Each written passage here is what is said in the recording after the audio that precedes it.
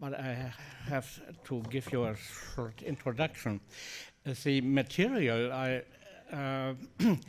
you need, you find in Competency EU Workshop Malaysia. I think the website from yesterday was not correct. Okay.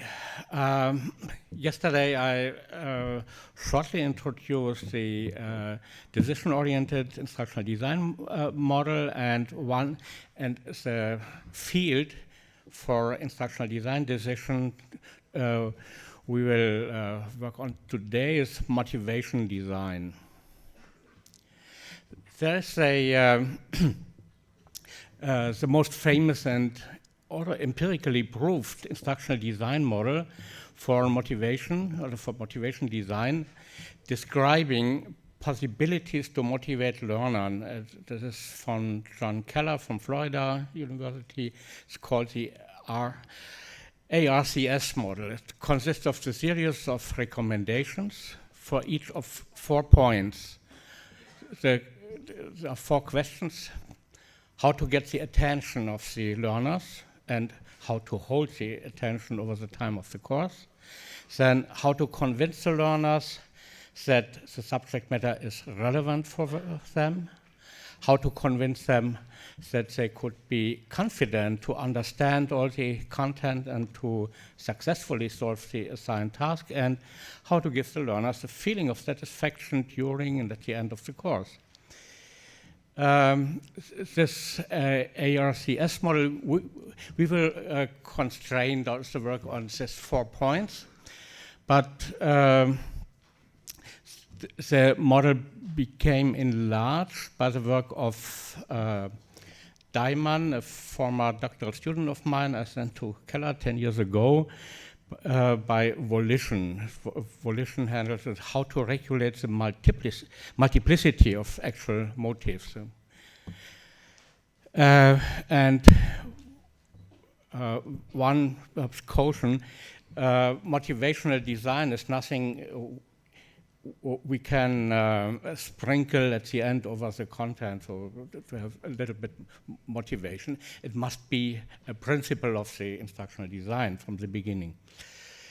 There are not just the 4 categories I mentioned, but there are also subcategories. You find them described in detail on this, I think it's called additional materials, that motivation design, about 4 pages or so. I only name the topics. For attention, there are always 3 subcategories: perceptual arousal, inquiry arousal, variability, and relevant to show familiarity, giving a goal orientation or motive matching.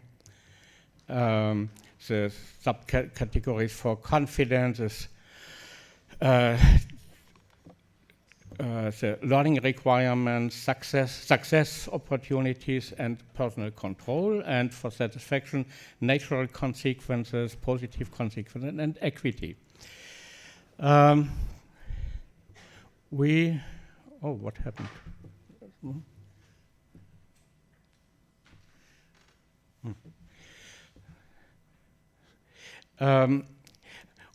We thought if you